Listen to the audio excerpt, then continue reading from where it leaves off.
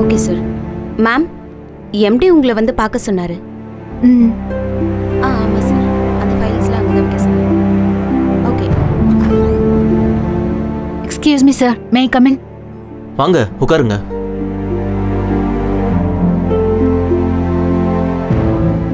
நேற்று தான் உங்கள் பேக்ரவுண்டை பற்றி நான் விசாரித்தேன். நீங்கள் ஆதி குணசேகரனோட ஃபேமிலியா? ஆமாம் சார். அவ்வளோ பெரிய இண்டஸ்ட்ரியல் ஃபேமிலி, எக்கச்சக்கமாக காசு இருக்கு, அப்புறம் எதுக்காக நீங்கள் ஜாப் போகணும்னு டிசைட் பண்ணீங்க? சார், அவர் சேர்த்து வச்சிருக்கிற பேரு பணம் எல்லாம் அவரோடது. அதுக்கும் எனக்கும் எந்த சம்பந்தமும் இல்லை. நான் ஜஸ்ட் ஜனனி. அவரோட தம்பி வைஃபுங்கிறத தாண்டி எனக்கும் அவர் பேருக்கும் பணத்துக்கும் எந்த சம்பந்தமும் இல்லை. இது உங்க வியூ. ஆனா வெளியே இருந்து பார்க்குறவங்க எல்லாத்தையும் ஒன்னா தானே பார்ப்பாங்க. Sir, I am very clear about one thing. அது என் பர்சனல் லைஃப். என் ப்ரொஃபஷன்ல நான் தனி மனுஷி, அவ்வளவுதான். எனக்கு புரியுதுங்க. ஆனா என் இடத்துல இருந்து நீங்களும் ஒரு விஷயத்த புரிஞ்சுக்கோங்க. உங்க ஹஸ்பண்ட், அதாவது ஆதி குணசேகரனோட தம்பி, இங்க வந்து பிரச்சனை பண்ணிட்டு போயிருக்காரு. இது உங்க பர்சனல் விஷயம்தான். ஆனா நாளைக்கு அதுவே நம்ம கம்பெனி வளர்ச்சிக்கு தடையா இருக்க வாய்ப்பு இருக்கு. இன்னைக்கு இவர் பிரச்சனை பண்ண மாதிரி நாளைக்கு ஆதி குணசேகரன் சாரே வந்து பிரச்சனை பண்ணிட்டாருன்னா, ஒருவேளை அவரு டைரக்டா வராம இன்டைரக்டா பிசினஸ் அஃபெக்ட் பண்ற மாதிரி பண்ணிட்டாருன்னா அதோட ரிசல்ட் என்னங்கிறது உங்களுக்கு நல்லாவே புரியும். நான் ஏற்கனவே சொன்ன மாதிரி நம்ம ஜஸ்ட் ஸ்டார்ட் அப் தான்.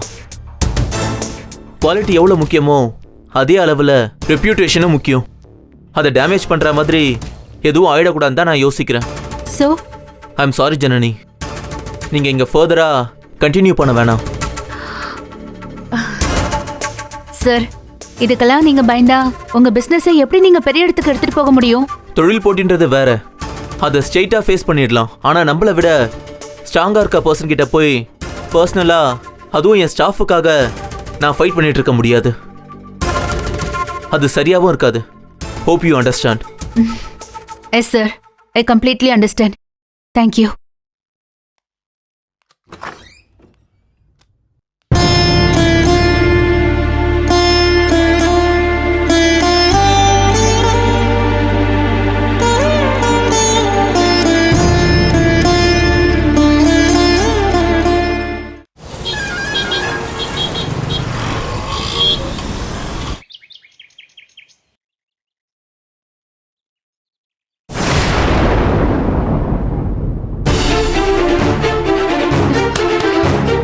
நீ நேத்து பண்ண பிரச்சனையினால அவங்க உனக்கும் அண்ணனுக்கும் பயந்து என்ன இனிமே வேலைக்கே வர வேண்டாம்னு சொல்லிட்டாங்க. சக்தி, ஒரு விஷயத்தை அழிக்கிறது ரொம்ப ஈஸி, ஆனா அது உருவாக்குறது ரொம்ப கஷ்டம். நான் படிச்சதுக்கு எனக்கு கிடைச்ச ரெகக்னிஷன் தான் அந்த வேலை. ஏய், ஆமா, நான் படிக்கல, பாதியில ஓடி வந்துட்டேன். நீ படிச்சு பெரிய பட்டம் வாங்கி காத்துல பறக்க விட்ட. இப்ப என்னங்கிறதுக்கு நான் படிக்கலன்னு குத்தி காட்டுறியா? இல்ல, அதோட வேல்யூ உனக்கு புரியலன்னு சொல்றேன். கடைசி வரைக்கும் உங்க அண்ணன் நிழலையே வாழ்ந்துடலான்னு நீ நினைக்கிற. ஆனா என்னால அப்படி இருக்க முடியாது. அதுக்காக தான் என் சொந்த கால்ல நிக்கணும்னு நான் அந்த வேலைக்கு போனேன். ஆமா, அப்படியே பெரிய வேலை, கலெக்டர் வேலை, நாட்டை காப்பாத்த போறாங்க. நாங்க உள்ள வந்துதான் எல்லாத்தையும் கெடுத்துட்டோம். போயிரு, நான் உன்கிட்ட பேசக்கூடாதுன்னு இருக்கேன், பேசாம போயிரு. எப்படி பேசாம போக முடியும்? என்ன ஜனனி? நான் வேலைக்கு சேர்ந்த இடத்துல சக்தி வந்து பண்ண பிரச்சனையினால என்ன வேலைக்கு வர வேண்டாம்னு சொல்லிட்டாங்கக்கா.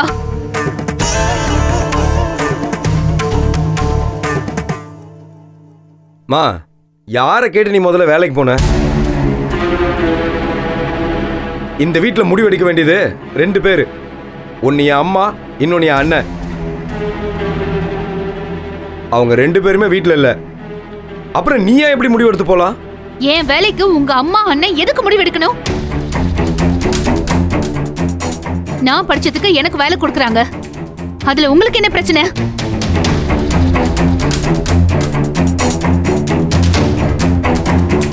நான் ஊர் சுத்த போனாலோ இல்ல உங்க வீட்டு பேரை கெடுக்கிற மாதிரி ஏதாவது பண்ணாலோ நீங்க என்ன கேள்வி கேட்க நியாயம் இருக்கு?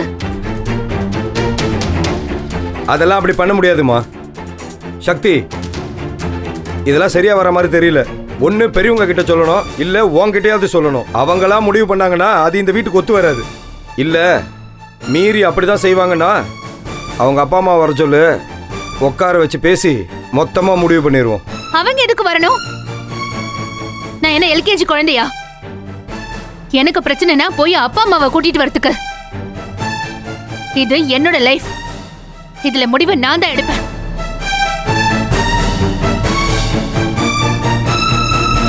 படிச்ச என்ன கம்பெனி எம்டி ஆக்குறேன்னு போய் சொல்லி கூட்டிட்டு வந்து திருத்தம்.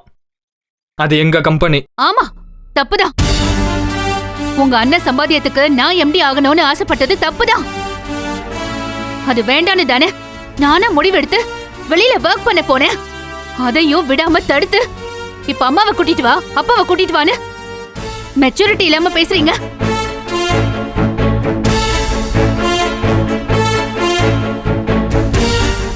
எங்க கல்யாண லைஃப்ல எத்தனை பேருங்க வந்து நடுவுல உட்காருவீங்க?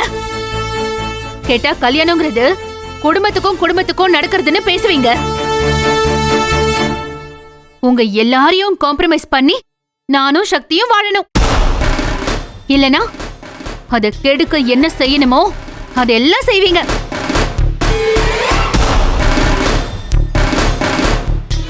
ஆம்பளைங்க உங்களுக்கு ஒரு வெண்ட் அவுட் இருக்கு. வீட்டுல பிரச்சனைனா உடனே கைய ஓங்கிட்டு அந்த ஆத்திரம் ஆடங்க வெளியே ஓடிடுவீங்க. போய் தண்ணி அடிப்பீங்க, ஸ்மோக் பண்ணுவீங்க, என்னென்னமோ பண்ணுவீங்க. அதெல்லாம் பண்ணிட்டு நீங்க வீட்டுக்கு வரும்போது வீட்டு பொம்பளைங்க அவங்க அடி வாங்கினது எல்லாத்தையும் மறந்துட்டு உங்களுக்கு ரெட் கார்பெட் போட்டு உள்ள கூப்பிட்டு சாப்பாடு போடணும்.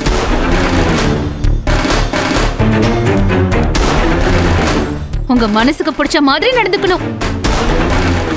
அடுத்த நாள் புது நாளா ஸ்டார்ட் ஆகும். நிறுத்திரி சக்தி. அவ்வளவுதான். இதுக்கு மேல அவ பேசிட்டு இருந்தா அப்புறம் நான் என்ன பண்ணுவேன்னு எனக்கே தெரியாது. சீக்கிரம் ஒரு முடிவெடு.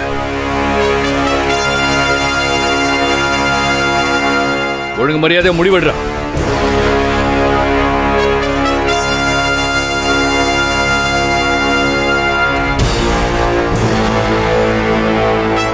இத பாருங்க, இதுல முடிவெடுக்கிறதுக்கு ஒண்ணும் இல்ல.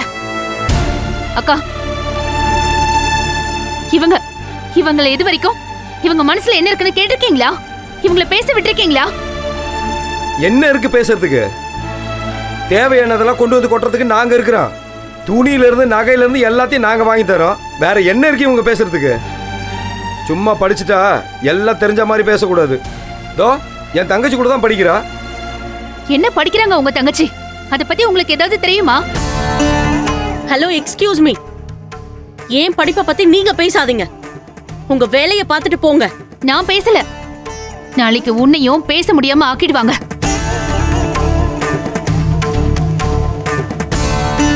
இன்னைக்கு நான் சொல்றேன், எழுதி வச்சுக்கோ. நாளைக்கு உனக்கும் இதே நிலைமை வரும். உன்னை படிக்க வைக்கிறதுனால அவங்க என்னமோ என்னையும் உன்னையும் வித்தியாசமா பாக்குறாங்கன்னு நினைக்காத. அவங்களுக்கு நீயும் பொம்பளைதான், நாங்களும் பொம்பளைதான்.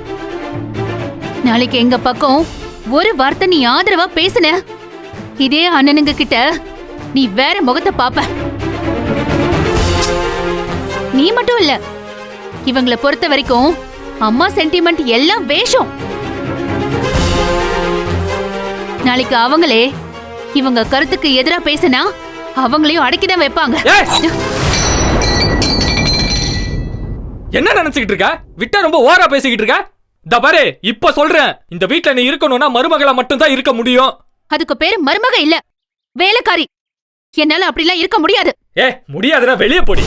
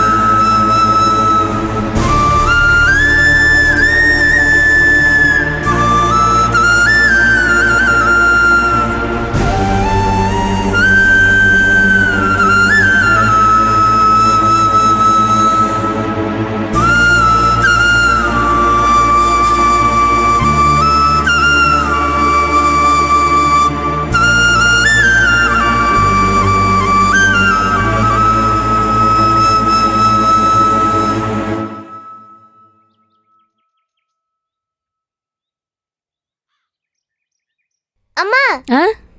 என்னோட பார்பி எங்க? ரூம்ல தாண்டி இருக்கு. அம்மா வந்து எடுத்து கொடுங்க. ஏய் ரூம்ல அங்க இல்லம்மா. ஆல்ரெடி அங்க தாண்டி இருக்கு. எடுத்து கொடுங்க. நான் எடுத்துறவா?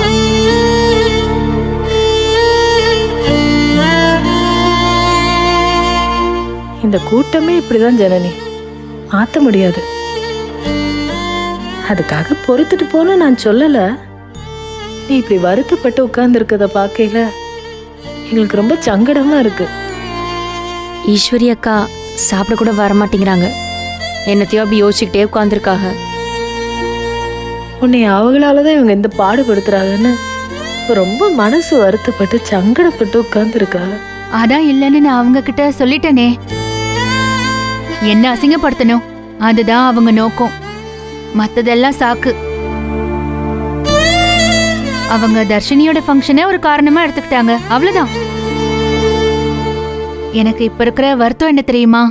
நம்ம எல்லாருமே இதையே பேசிட்டு இருக்கோமே தவிர வேற எதுவுமே செய்யல. அதான் வருத்தமா இருக்கு.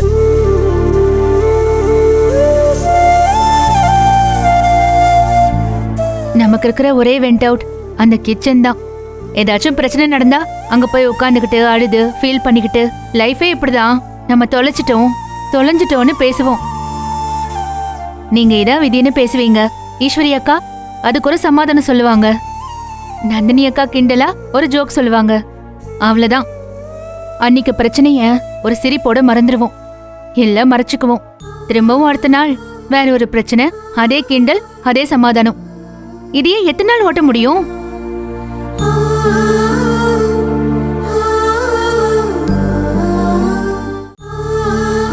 நீங்க பல வருஷம் ஓட்டி ரொம்ப தூரம் வந்துட்டீங்க.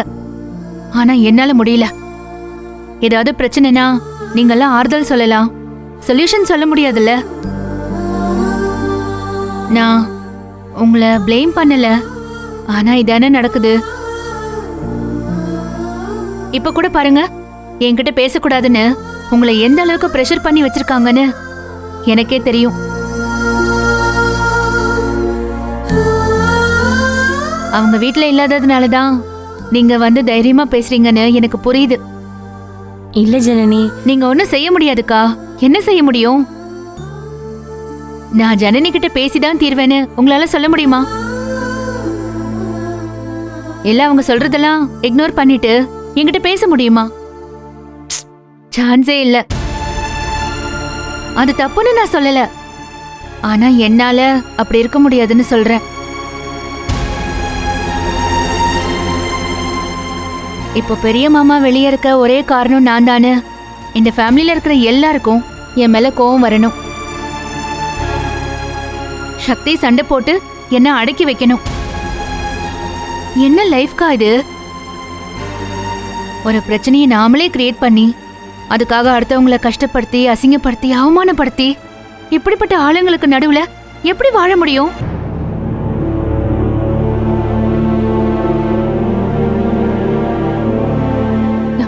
எனக்கு கோவமா வருதுக்கா. நீங்கெல்லாம் பேசாம அடங்கி போறதுனாலதான் அவங்க உங்களெல்லாம் இவ்ளோ இரிட்டேட் பண்றாங்க.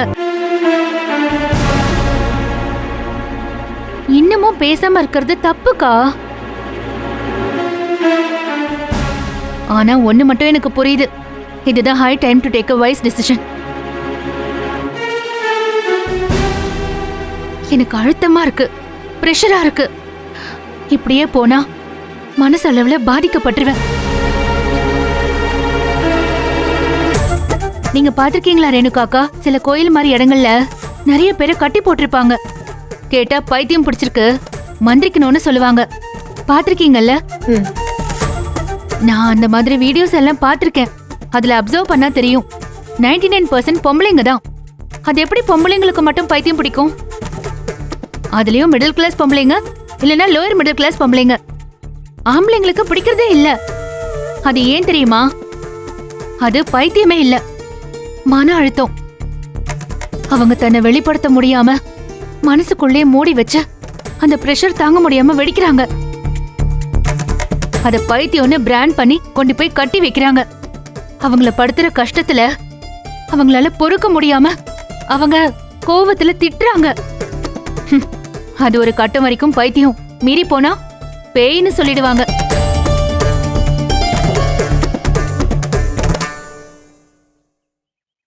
நம்மள பேயா மாத்திர ப்ராசஸ் தான் இங்க நடந்துட்டு இருக்கு. அது உங்களுக்கு புரியணும்.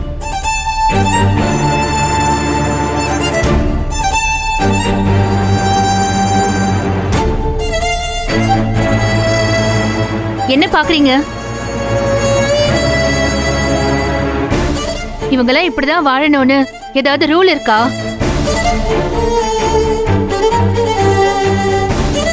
உங்க காலத்துல இதெல்லாம் சகஜமா இருந்திருக்கும். ஆனா இப்போ இதெல்லாம் யாருமே ஏத்துக்க மாட்டாங்க. ஏத்துக்க வேண்டிய அவசியமும் இல்ல. உங்களால பேச முடியும்னு எனக்கு நல்லா தெரியும். வாயை திறந்து பேசுங்களேன். இதெல்லாம் கரெக்ட்னு நீங்க நம்புறீங்களா?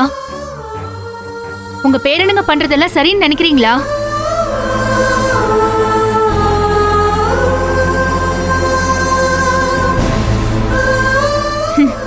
போயிட்டாங்க, அவ்வளவுதான். இந்த வீட்ல யார்கிட்டயுமே எதுக்குமே பதில் கிடையாது. போங்கக்கா, நீங்க என்ன பண்ணுவீங்க? நீங்க போங்க.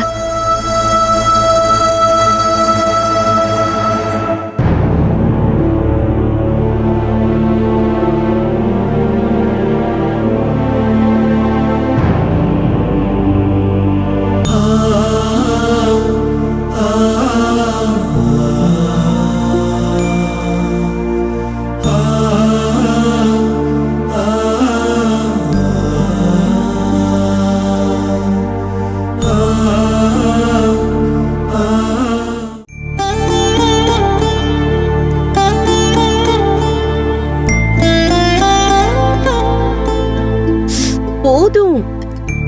இன்னும் எவ்வளவு ஊத்துவீங்களோ? இருக்கிறதே 2 இட்லிக்கு ஒரு சட்னி. இதை ஊத்திக்கிட்டே இருக்காங்க. அங்க அண்ணன் சாப்பிட்டாரா இல்லையா, என்ன பண்றாருன்னு ஒண்ணுமே தெரியலையே.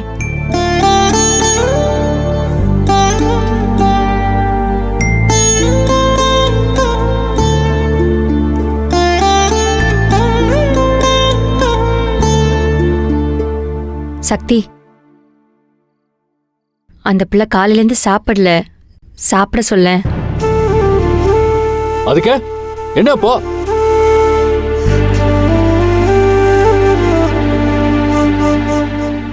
மரியாதையை நடத்துக்க. உன் சொல்லிய மட்டும் பாரு. அது அவன் பொண்டாட்டி அவன் பார்த்துப்பான்.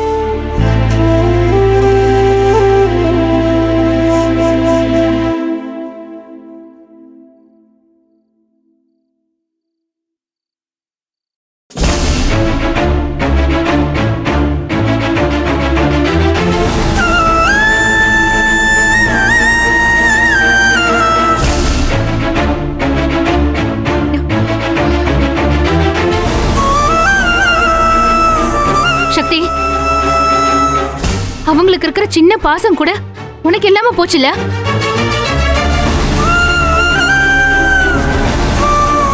எப்படி உன்னால நிம்மதியா சாப்பிட முடியுது? ஏய், இப்போ என்ன உனக்கு? மனுஷன் நிம்மதியா சாப்பிட கூடாதா?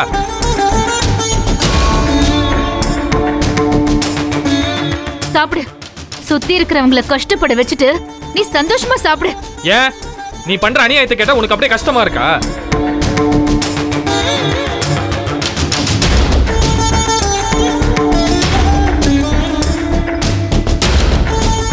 நான் என்ன அநியாயம் பண்ண சொல்லு. நானும் அந்த கேள்வி தானே கேட்டுக்கிட்டே இருக்கேன். நீதான் பதில் சொல்ல மாட்டேங்கிறியே. நான் என்ன பண்ண அதை சொல்லு. உனக்கு பதில் சொல்ல வேண்டிய அவசியம் எல்லாம் எனக்கு இல்ல. ஏன் இல்ல? கல்யாணம் பண்ணி கூட்டிட்டு வந்துட்டு இப்ப அவசியம் இல்லைன்னு சொன்னா நான் கேட்டுட்டு அப்படியே விட்டுட்டு போயிடுமா?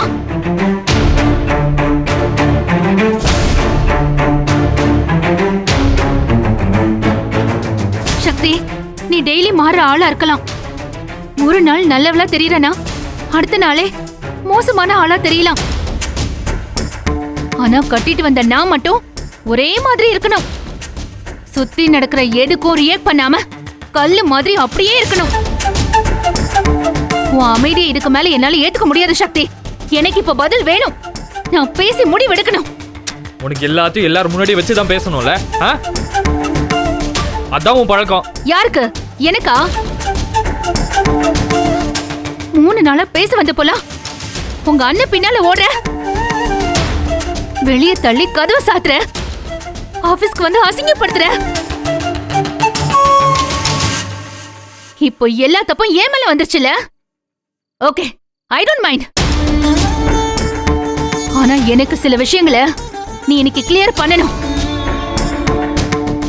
அதுக்கு நான் உன் கூட பேசிதான் ஆகணும்.